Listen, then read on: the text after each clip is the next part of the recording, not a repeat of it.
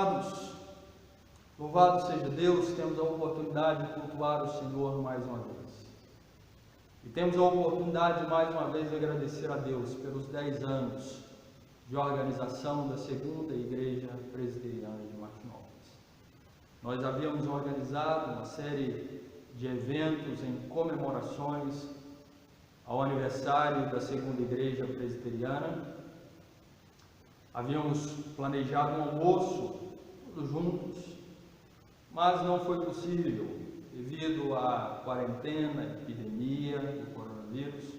Todavia, nós continuamos alegres, felizes, agradecidos a Deus, porque o Senhor tem nos sustentado e tem nos abençoado, e nós podemos hoje comemorar esses 10 anos. Louvamos a Deus pelos irmãos que já estiveram conosco e hoje estão em outras igrejas, pelos pastores que aqui já serviram. Louvamos a Deus pelos irmãos que permanecem conosco, adorando o Senhor. Queridos, nós iremos começar o culto lendo o Salmo número 99, o verso número 9. A palavra do nosso Deus diz: exaltai ao Senhor nosso Deus e prostrai-vos ante o seu santo monte, porque santo é o Senhor nosso Deus, santo, bondoso, compassivo, justo, misericordioso, paciente, amoroso, perdoador. Louvado seja o Senhor que nos escolheu para servir a Ele. Vamos orar, vamos falar com Deus. Deus Todo-Poderoso, justo, santo, perfeito, louvamos o Senhor pela Tua santidade, pelo Teu poder, pelo Teu amor. Louvamos ao Senhor, agradecemos ao Senhor, porque até aqui o Senhor tem nos ajudado, nos sustentado. Louvamos ao Senhor, querido Deus, pela Tua palavra que nos ensina, pelo Teu Santo Espírito que habita em nós, pelos pastores que por aqui já passaram, ensinaram o Teu povo, os irmãos queridos que congregaram conosco e agora já estão com o Senhor, os irmãos queridos que congregaram conosco e hoje estão em outras igrejas e foram transferidos. Louvamos ao Senhor pelos irmãos que permanecem conosco, adorando o Senhor aqui na Segunda Igreja Presbiteriana. Ó Deus, continue abençoando o Teu povo, até a volta de Cristo, esteja conosco em todo o tempo, falando aos nossos corações, nos livrando do mal. Somos gratos ao Senhor, porque reconhecemos que se não fosse a Tua misericórdia, a Tua fidelidade, o Teu amor e bondade, a igreja não poderia completar esses 10 anos. Obrigado, Deus. Obrigado por ser o nosso ajudador. Obrigado por ser santo. Queremos também clamar ao Senhor que nos perdoe os pecados, que nos ajude a viver em santidade diante do Senhor. Trabalhe nas nossas vidas. Precisamos de Ti todo o tempo. Queremos rogar ao Senhor que abençoe o nosso país, perdoa o nosso país e nos livre desta epidemia. Pai Santo, aqueles que estão hospitalizados, que possam recobrar ânimo e se recuperar, que esse medicamento que tem sido usado seja eficaz. Querido Deus, abençoe a nossa pátria, de modo que haja mais portas de trabalho sendo abertas. Ó Deus, usa a Segunda Igreja aqui em Martinópolis, de modo que mais vidas venham a conhecer o Senhor e a servir ao Senhor. Abençoe as nossas crianças, abençoe, querido Deus, as mulheres aqui da Segunda Igreja, abençoe os homens, todos nós. Abençoa especialmente aqueles que são mais idosos e enfraquecidos. Preserva-os, Deus, para que não venham a ter contato com esse vírus.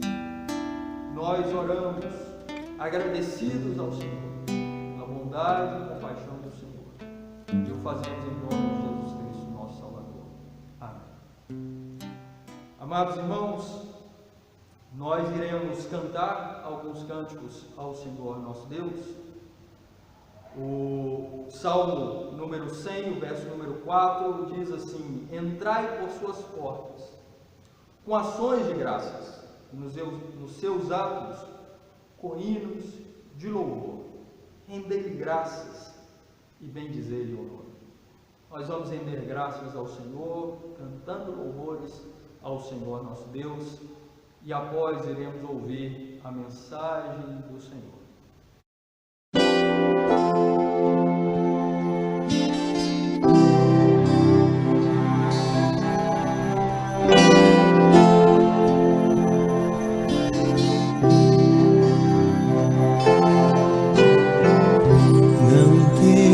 Sobre ti um só cuidado, qualquer que seja, pois somente seria muito para ti. É meu, somente meu, todo trabalho. E o teu trabalho é descansar em mim. É meu, somente meu, todo trabalho. E o teu trabalho é descansar em mim.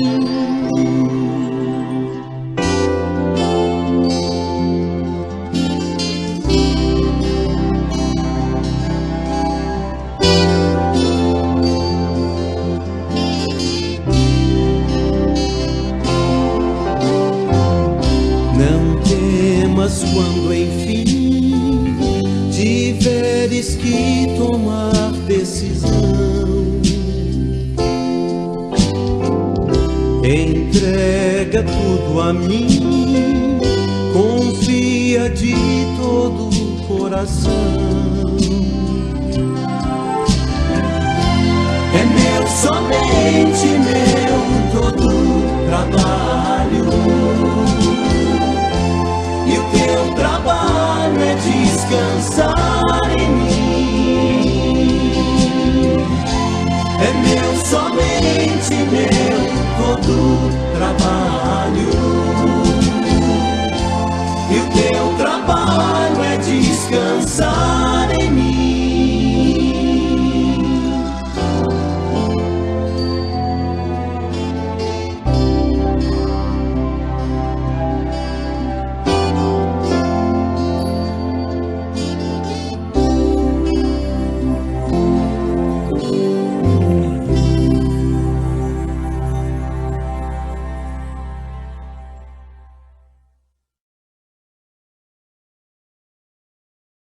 Queridos, nós pedimos ao reverendo Renan, já foi pastor aqui na segunda igreja presbiteriana, ainda quando a segunda igreja era uma congregação.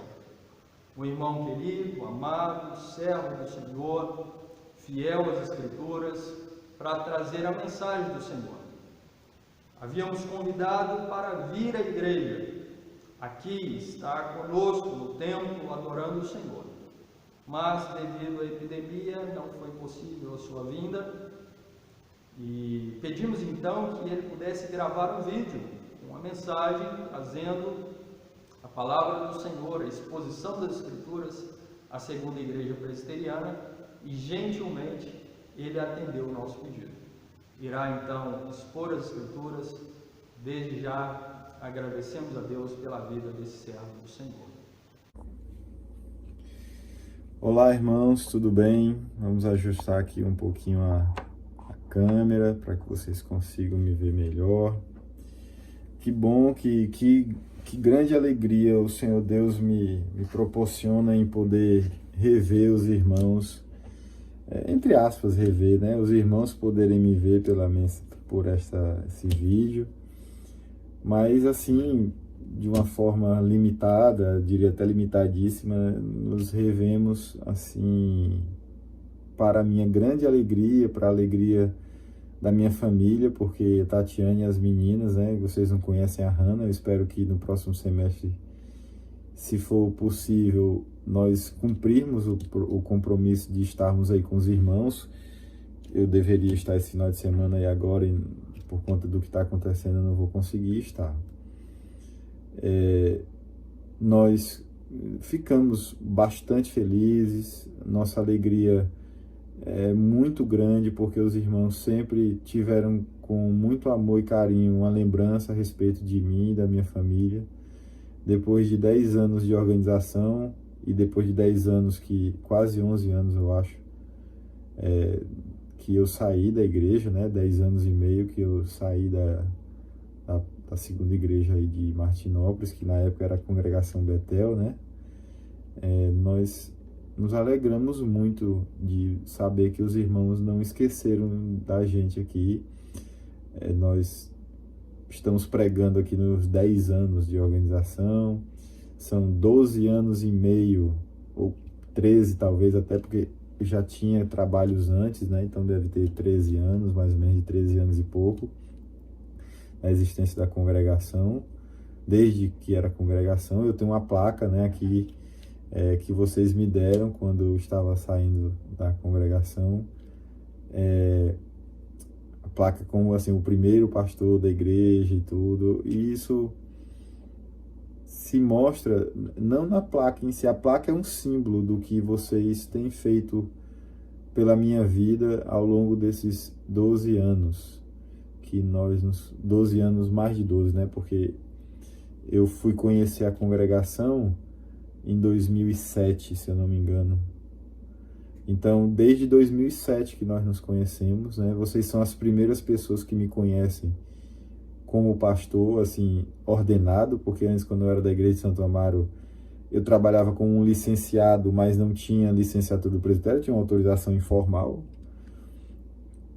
E trabalhava na Igreja de Santo Amaro, mas pastor assim, sozinho, junto com presbíteros, porque aí era uma congregação que quase que vivia sozinha. Tinha 5, se eu não me engano, 5 presbíteros na época na mesa administrativa. Se eu não me engano, né, tinha 5. Era o James, era o Ferraz, o presbítero Wilson Júnior, o presbítero Clóvis, eu acho que ele era da mesa da época, e o presbítero Vicente. Eu acho que era isso, acho que era os 5, se eu não me engano. Depois a mesa administrativa passou a ter o Hector também compondo essa mesa. Nós tínhamos muitos irmãos que trabalhavam como diácono, né? Ainda que não tivesse nenhum diácono ordenado, mas tinham os diáconos que levavam muito a sério. Eu não lembro se havia algum diácono ordenado que não estava em exercício ministerial, não lembro agora. Mas talvez até tivesse algum irmão que fosse diácono. Mas eu me lembro das muitas viagens que nós fazíamos, eu e o seu Miro, para as reuniões de presbitério, para todo tipo de lugar e tudo mais. A gente lembra dos vários momentos de churrasco que os irmãos proporcionavam a mim, porque gosto muito, né? Os irmãos sabem que eu gosto de churrasco. E essas coisas me fazem ter uma lembrança muito feliz, irmãos, e saudosa. Realmente uma coisa para mim que me faz muito alegre saber que essa igreja tem 10 anos de organizada, que eu estive lá no início dela. Depois de tudo isso, tantas coisas mudou na minha vida, tantas coisas se alteraram na minha vida, assim, no sentido de que eu fui para muitos lugares, preguei em muitos lugares e tive muitas responsabilidades, inclusive dentro da IPB, mas uma das coisas que mais me dá satisfação foi ter participado do início da história da igreja aí de Martinópolis. Eu me lembro que eu queria contar isso para vocês, porque é uma coisa que sempre vem à minha memória. Talvez vocês não saibam, né? Eu acredito que muitos não saibam. Mas eu e a Tatiane sempre nós falamos a respeito de Martinópolis. Até porque nós temos uma prudentina que, na verdade, vivia em Martinópolis. Nasceu em Prudente, mas vivia em Martinópolis, que é a Valentina. Vocês não conhecem a Hannah já nasceu aqui no Espírito Santo. E assim, nós temos muito, muito, muito amor, carinho, respeito. Nós sempre nos lembramos. Sabemos que não podemos ter uma constante ligação com os irmãos, até porque eu sou um pastor, vocês têm o reverendo Alencar, que eu conheci evangelista, se eu não me engano, acho que eu conheci evangelista, o Alencar. Eu acho que nós estávamos no conselho quando ele foi aprovado para ir para o seminário. Eu me lembro de ter ajudado ele com relação a algumas questões do seminário, eu não lembro bem exatamente o que foi, mas ele deve lembrar. Então, assim, nós temos muito amor, carinho, respeito pelos irmãos, mas eu queria lembrar de algumas coisas específicas nesses 10 anos aqui, mas que são da época que vocês ainda não tinham a igreja organizada, né? Eu era pastor auxiliar da igreja de Araçatuba e nós lutamos com muitas coisas, né? Assim, eu me lembro que nós, ainda congregação, ainda lá na casa de uma pessoa que eu acho que é parente do presbítero Wilson, acho que ele é irmão da dona Ceni, eu não lembro agora direito, mas nós tínhamos essa casa para nos reunirmos. Tudo foi assim, foi tratado com bastante carinho e atenção com a minha chegada. Então, providenciaram melhorar o púlpito, providenciaram uma mesa de ceia com uma madeira legal, uma madeira bonita. Tinham os panos que cobriam, né, os elementos da ceia. Eu me lembro que uma vez foi perguntado para mim se podia ter uma toalha, né, aquelas toalhas, na verdade não é pano, né, essa expressão, me perdoe aí, irmãos, mas aquelas toalhas bem bonitas de mesa, né, me perguntaram se podia ter, eu não sei se foi a Márcia que me perguntou se podia ter essa toalha, porque era uma toalha azul, mas era muito bonita mesmo, e eu disse que não teria problema nenhum, que ficaria muito bonito. Eu me lembro do piano que foi comprado, acho que alguém vendeu um carro para comprar o piano, se eu não me engano. E era um piano muito bom e a Márcia tocava, a Viviane, né, também tocava quando ela estava na cidade, quando ela vinha. Eu me lembro assim dos cuidados que tinham com a congregação. Eu me lembro que foi feita uma sala para mim na época que eu cheguei, com a mesa, com o armário. Eu me lembro da sala das crianças, das reuniões que a gente fazia de treinamento para as professoras darem aula para as crianças. Eu me lembro de muitas vezes, como eu já disse, ir comer churrasco na casa dos irmãos. E eu me lembro muito bem da questão de como nós conseguimos comprar aquele lote, que eram, na verdade, 2 lotes, perto da casa do Hector. Era numa esquina, perto da casa do Hector, que era também de esquina. E depois tinham os lotes, o lugar onde é a igreja hoje, era bem de frente à casa do seu Miro. E agora, eu não sei se era do seu Miro. Seu Miro, dona Leonice, me ajuda aí depois a lembrar se é verdade isso aqui que eu estou contando. Pelo menos com sinceridade que eu estou falando, né? Eu me lembro que eu acho que era do seu Miro o lugar. Ou era de alguém conhecido dele, eu não lembro. E a gente sonhou que talvez fosse melhor do que aquele lugar, que ainda que fosse um pouco mais espaçoso, que nós fôssemos para uma avenida de 2 mãos, uma avenida que tinha tudo para prosperar, para ficar muito melhor, para ficar muito mais valorizado. Inclusive é a mesma avenida que na época era a casa do Ferraz e que hoje é a avenida da casa do presbítero Wilson e da Luciane. Então, eu lembro que a gente começou a sonhar com isso. Eu ia lá para aquele terreno e eu ficava com os braços assim em cima do muro, olhando para dentro do terreno, seu Miro limpando, seu Miro plantando coisa lá, ele gostava disso, né? E eu me lembro que eu ficava pensando e sonhando se a gente ia conseguir construir aquele lugar, se eu iria ver sendo construído aquele lugar, né? E aí foi quando nós tivemos a ideia de trocar lá nesse lugar onde os irmãos se reúnem hoje. Já tinha uma estrutura, eu acredito até que essa estrutura foi aproveitada no que ela podia ser aproveitada. E foi sonhando, a gente foi conversando, depois eu levei os presbíteros lá, depois a gente foi orando, até que nós conseguimos fazer a troca.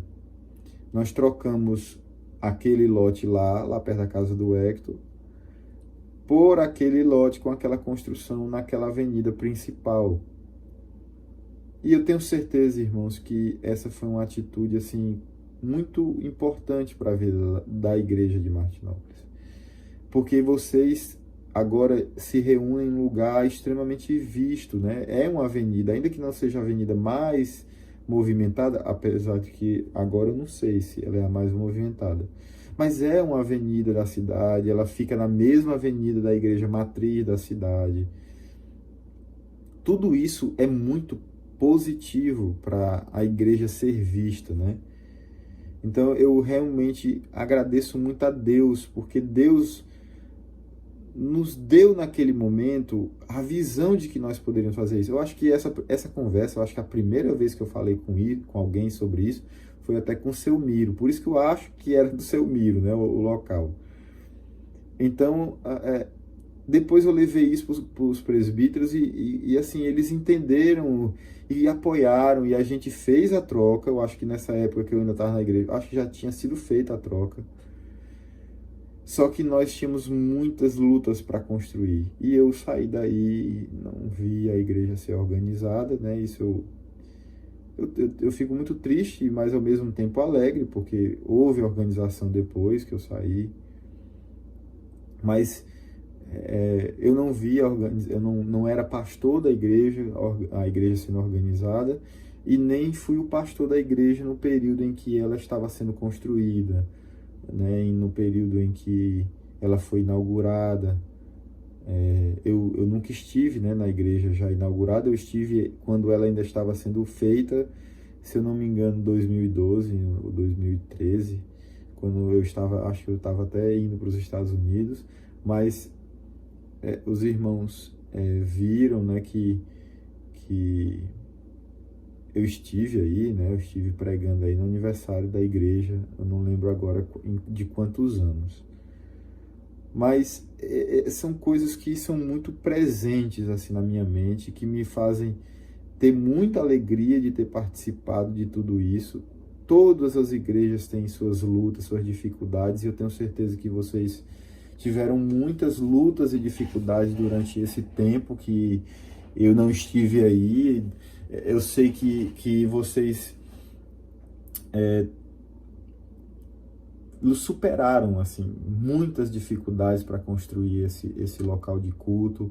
Muitos irmãos foram muito generosos, e eu espero que toda a honra e toda a glória seja dedicada ao Senhor por todos esses dias, por todos esses meses, por todos esses anos que o Senhor tem sustentado a igreja aí em Martinópolis, que é a nossa cidade do coração, aí no interior de São Paulo, né? Nós temos muito amor.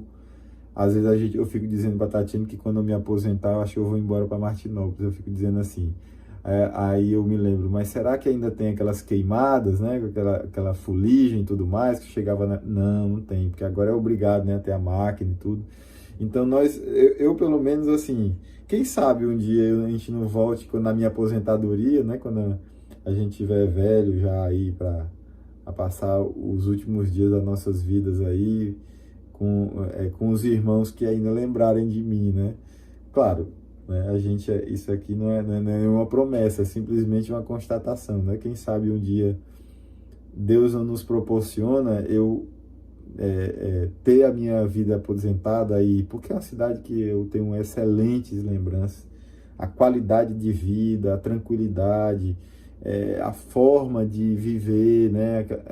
Assim, a gente tem muita saudade, que os irmãos se sintam realmente felizes em poder viver numa cidade tão tão boa, tão legal de a gente viver. Então, peço que os irmãos também nos coloquem em suas orações. E eu vou pedir, depois desses 15 minutos que eu aqui estou expondo a minha alegria, eu acho que tudo isso eu poderia dizer que é a minha alegria mesmo, é a minha satisfação,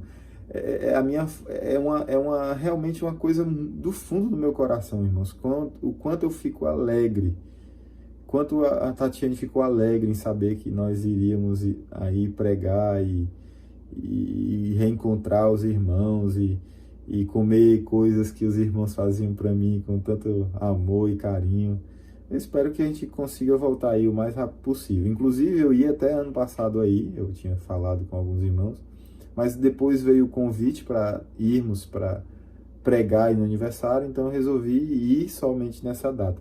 Aí veio tudo isso, nós vamos agora, se Deus assim permitir, no segundo semestre, ou no primeiro semestre de 2021, se Deus quiser, vamos eu e todas as crianças aqui, talvez estejamos indo de carro, mas a gente... Se Deus quiser, a gente chega aí. Eu queria meditar com os irmãos, vai ser uma meditação breve, simples. Como eu disse, eu não tenho muita habilidade com essa via aqui, mas nós vamos tentar fazer o melhor.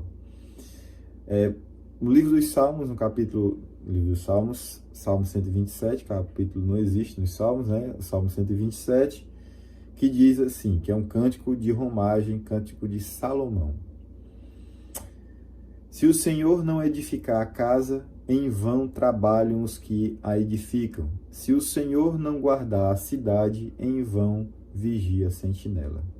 Inútil vos será levantar de madrugada, repousar tarde, comer o pão que penosamente granjeastes. Aos seus amados ele o dá enquanto dormem. Herança do Senhor são os filhos, o fruto do ventre, seu galardão. Como flechas na mão do guerreiro, assim os filhos da mocidade. Feliz o homem que enche deles a sua aljava. Não serão envergonhados quando pleitear com os inimigos à porta. Vamos orar, irmãos.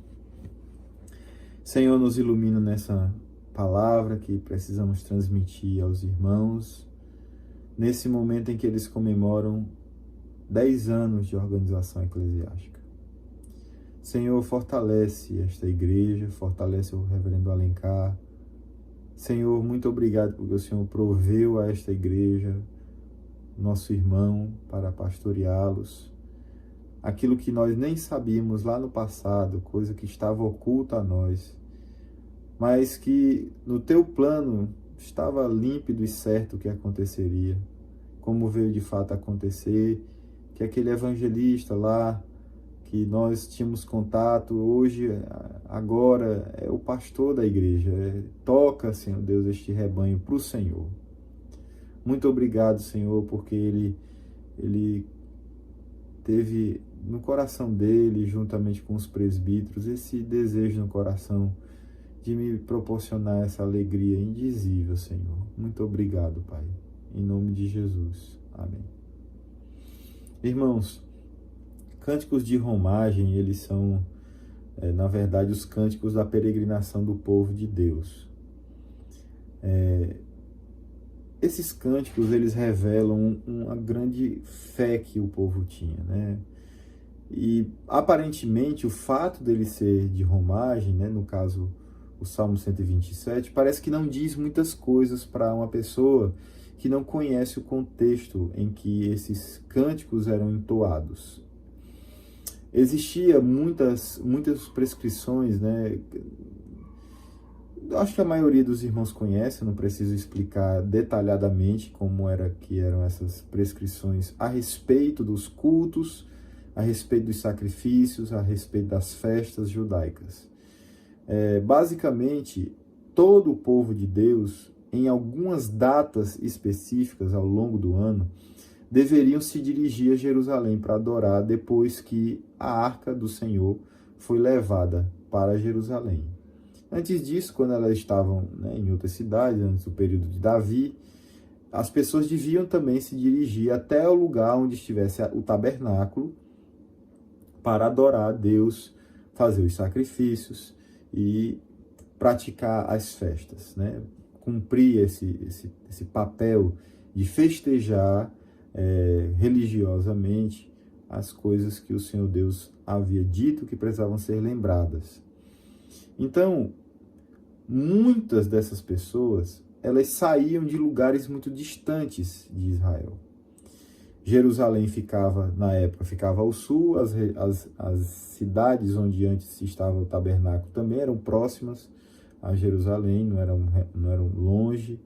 Então, muitas e muitas vezes essas pessoas, depois de ocuparem a terra prometida, elas tinham que deixar suas terras, suas casas, seus animais, seus negócios, nas cidades, vilas, nas fazendas onde eles moravam, eles deveriam se dirigir até Jerusalém. Em algumas festas você tinha uma semana de festa, em outros momentos do ano você tinha um mês em que muitos ficavam em Jerusalém.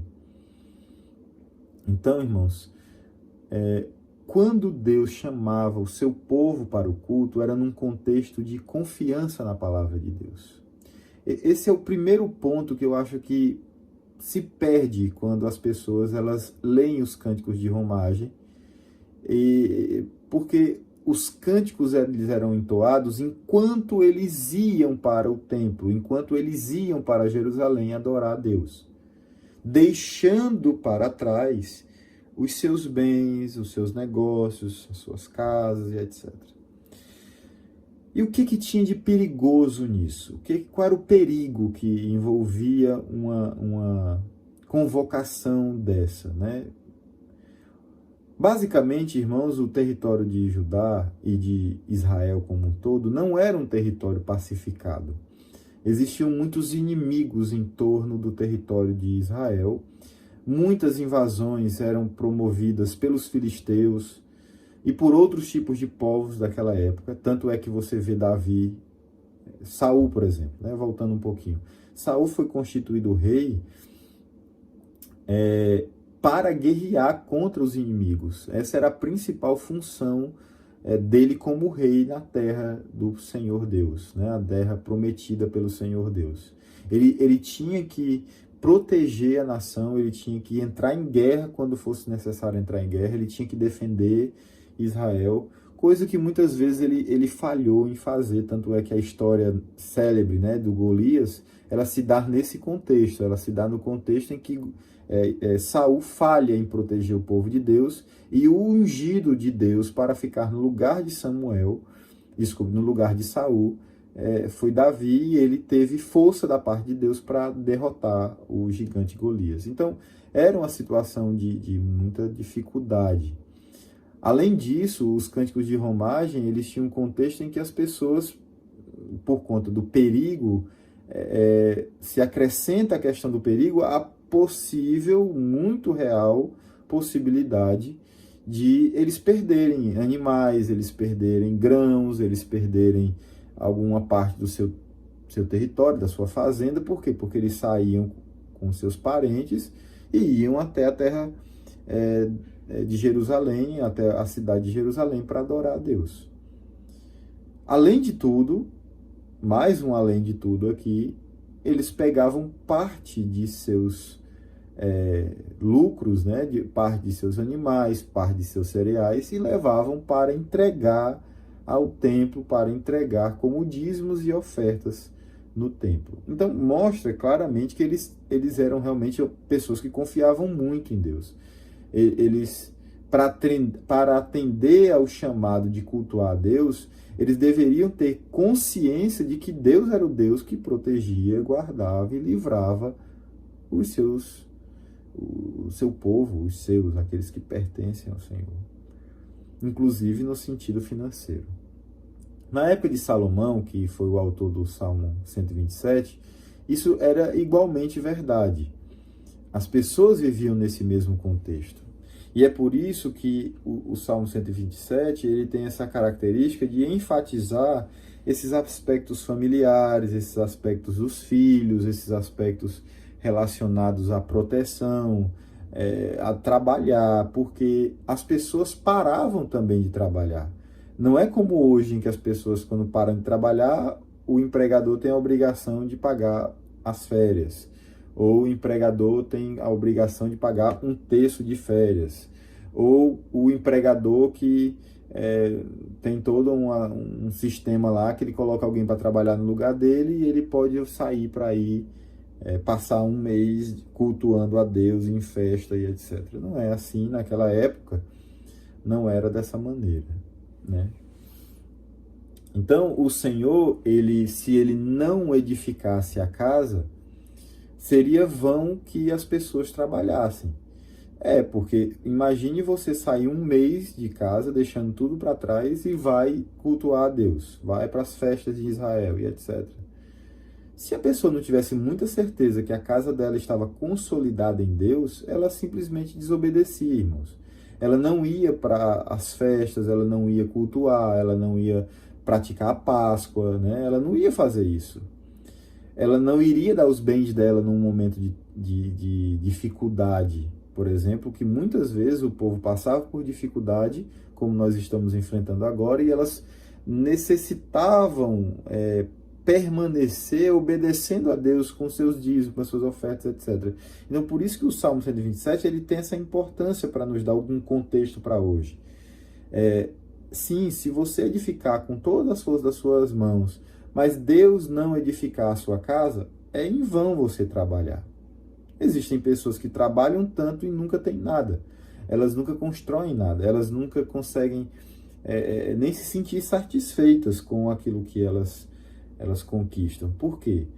Porque é vão, trabalho vão, porque Deus não está envolvido nesse trabalho, o motivo de eu trabalhar não é a glória de Deus, não é cumprir um propósito divino com aqueles bens que Deus me dá, é simplesmente algo vazio com um propósito em si mesmo.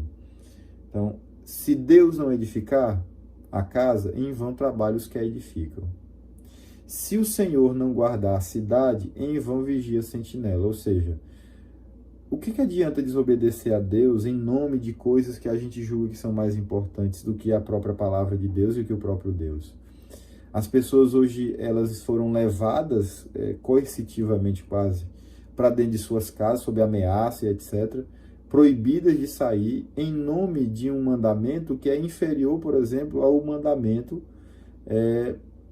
de cultuar a Deus, de adorar a Deus sobre todas as coisas e dar ouvidos à palavra de Deus acima de qualquer coisa. Então as pessoas hoje elas estão muito mais com a sua própria força, protegendo as suas vidas, do que propriamente esperando em Deus, que nos dá os meios secundários para nos protegermos, ou seja, fecha a porta, mas ao mesmo tempo a gente sabe que uma porta, quando o bandido ele quer realmente entrar, não vai impedir dele entrar, ele vai atirar, ele vai derrubar, mas nem por isso a gente vai e deixa de fechar a porta. Mas a gente tem consciência que qualquer hora que um bandido quiser entrar, ele entra. Se nós não tivermos como nos defender, ele vai entrar, ele vai nos roubar, ele vai fazer todo tipo de atrocidade, porque ninguém contém um bandido decidido a fazer o que é mal, a não ser o Senhor. É vã, então, irmãos, a gente fiar a nossa confiança no que é transitório. É bom que a gente edifique a nossa casa? É bom, mas sob o Senhor. É bom a gente guardar a cidade? É bom, mas sob o Senhor, não fora daquilo que o nosso Deus ele nos ensina que é um verdadeiro e legítimo cuidado pelas nossas vidas e pelos nossos bens. Que é a discussão que está aí, né? Hoje em dia as pessoas falam de proteger vida, de proteger o emprego, como se essas coisas fossem contraditórias. E não, irmãos, Deus nos ensinou que nós devemos proteger a vida e proteger os bens, né, a propriedade privada, o emprego, o trabalho, tudo isso a Bíblia fala. Mas ela fala que tem que fazer isso de uma maneira. E a gente sabe que se nós não fizermos dessa maneira, é vão, é trabalho vão. Aí ele fala no versículo 2 assim, inútil vos será levantar de madrugada, que é uma coisa muito comum numa pessoa que está ansiosa. Então a pessoa quer tanto trabalhar, porque ela está com tanto coisa que ela acha que tem que ter, que tem que comprar, que tem que pagar, e às vezes até se compromete muito mais do que o que deveria, e acaba tendo essa necessidade de trabalhar mais do que o que deveria. A Bíblia diz que é inútil você levantar de madrugada, repousar tarde, ou seja, levantar muito cedo e dormir muito tarde. Sem confiar em Deus, isso é inútil. Você trabalha, se esforça, mas a sabedoria de Deus, ela nos diz que aos que Deus ama, Ele dá até quando eles estão dormindo. Então, pastor, a gente poderia ficar em casa ad eterno, esperando a proteção de Deus, esperando que a comida surja na nossa casa porque tem um vírus fora de casa? A Provérbios diz que o preguiçoso, ele diz que tem um leão fora de casa e ele por isso não sai, com medo de perder a vida para o leão. Evidentemente que ele ficando em casa, ele não vai comer e vai morrer do mesmo jeito. Não é sábio você simplesmente trancar as pessoas dentro de casa. Esperando pelo quê? Vindo de onde? Porque o meio pelo qual Deus disse que nós deveríamos buscar o sustento para a nossa casa é o trabalho. Então, nós deveríamos trabalhar com cuidado. Então, ficar em casa é confiar em Deus? Não. Sair feito um doido, sem nenhum tipo de cuidado e proteção, é confiar em Deus? Não. Cuide da sua vida, cuide dos seus parentes, cuide da sua família. Trabalhe para sustentar também a sua família. Porque, caso contrário, não vai sair do céu simplesmente porque você está com medo de algo que possa te acontecer. Então, como é que se torna inútil trabalhar para cuidar da sua vida? Quando é que se torna inútil você não trabalhar porque você sabe que Deus te dá enquanto dorme? Simples. Quando é que isso se torna inútil? Quando você não pratica o trabalho da maneira como a palavra de Deus diz que você tem que praticar o trabalho. Não só a maneira como você tem que praticar o trabalho, mas também o propósito pelo qual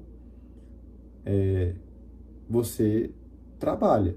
Então, assim, qual é o propósito do seu trabalho? Qual é o fim do seu trabalho? Qual é o motivo último do seu trabalho? Que você sai todo dia para buscar o pão de cada dia, para a sua família. Ele precisa estar adequado ao propósito das Escrituras. E o maior e mais sublime propósito para todo dia trabalharmos, sairmos para cumprir o 8º mandamento é: não há outro motivo senão a glória de Deus. Irmãos, não existe motivo que vá além desse motivo. A glória de Deus é o que deveria nos fazer sair de casa todos os dias. Em segundo lugar, evidentemente, é o sustento da nossa casa, porque assim nós também cumprimos o mandamento.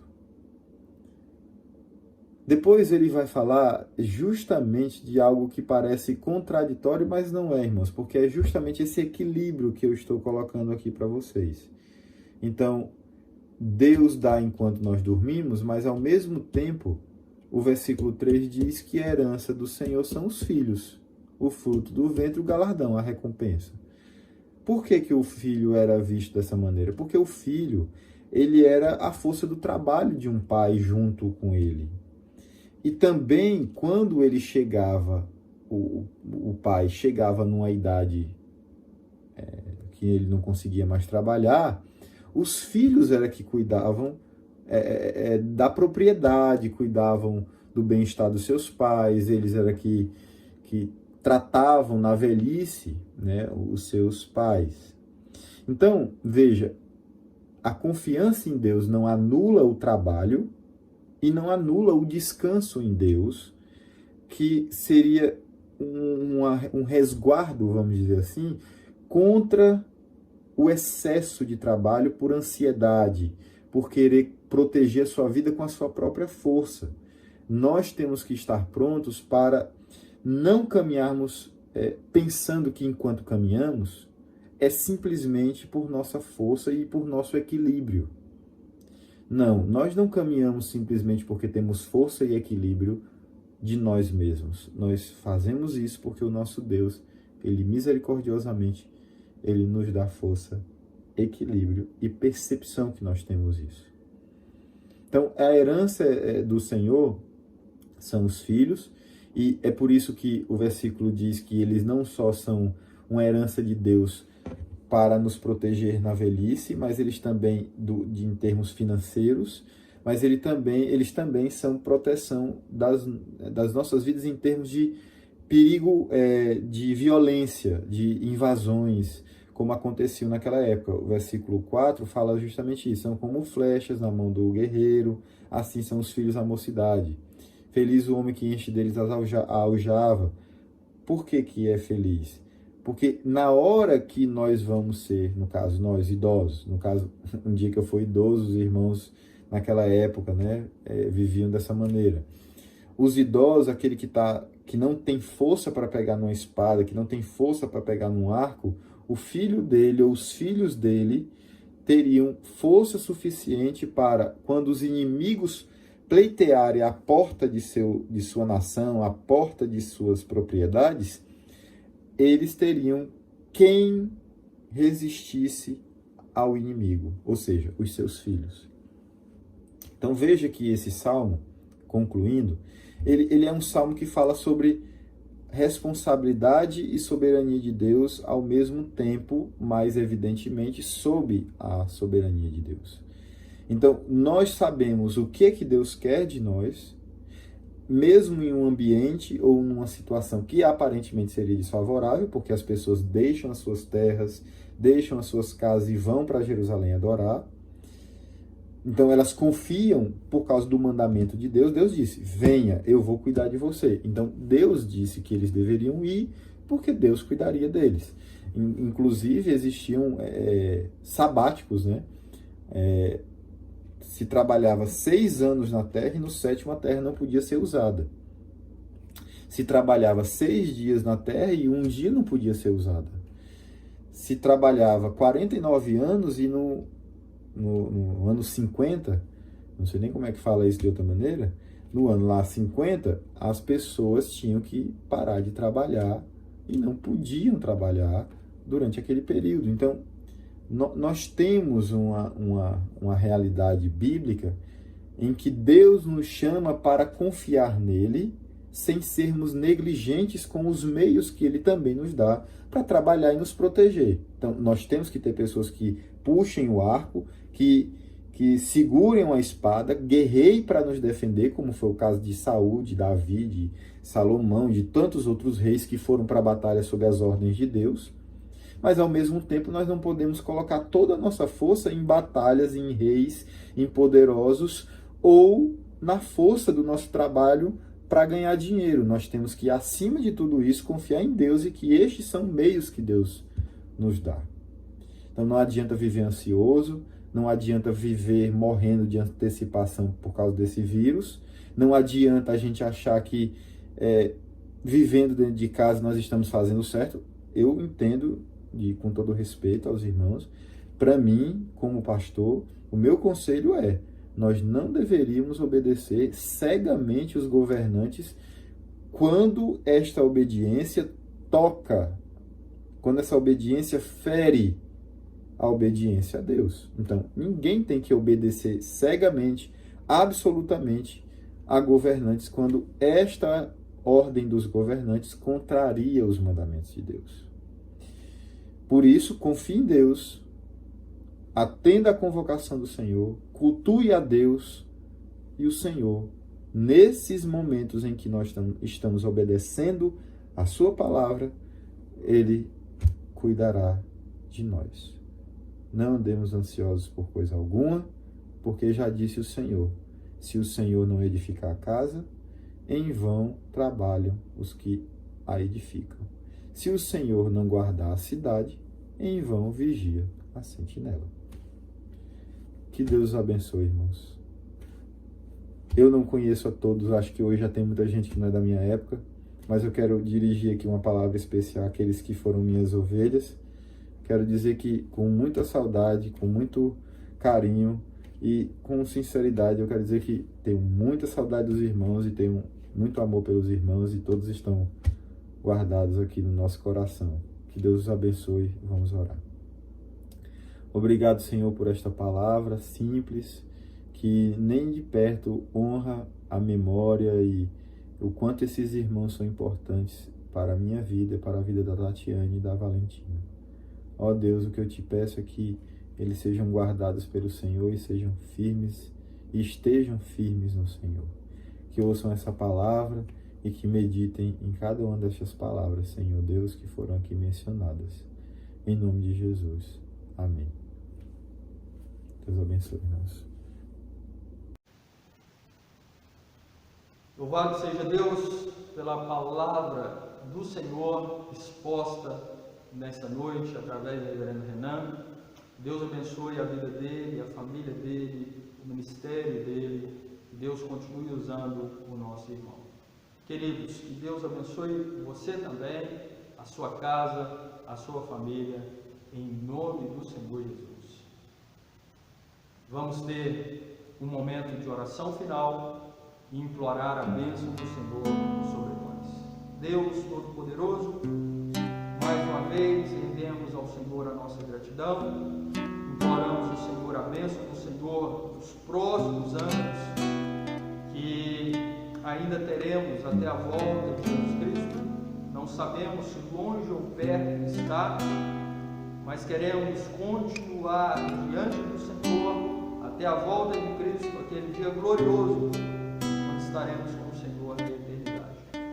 Sustenta-nos, então, Pai. Ajuda-nos a lutar contra o mal, contra o pecado, a amar a vontade do Senhor. Dê-nos a Tua direção para caminharmos neste mundo mal. Usa-nos como instrumentos do Senhor para alcançarmos mais pessoas, glorificarmos ao Senhor através do testemunho da evangelização. Ó Deus querido, continue nos abençoando. Oramos a favor da liderança da igreja e rogamos a bênção do Senhor, a sabedoria do Senhor, para que possamos sempre tomar as decisões visando a glória do Teu nome. Em nome de Jesus Cristo, rendemos ao Senhor a nossa adoração e gratidão, bem como os nossos pedidos. Amém. Irmãos queridos, amados da Segunda Igreja Presbiteriana de Martinópolis, que a graça maravilhosa do nosso Senhor e Salvador Jesus Cristo, o amor perfeito, inexplicável de Deus, nosso Pai, a comunhão e as consolações do Espírito Santo estejam sobre todos vós, agora e para sempre. Amém. Deus abençoe. Deus abençoe a sua vida, em nome de Jesus.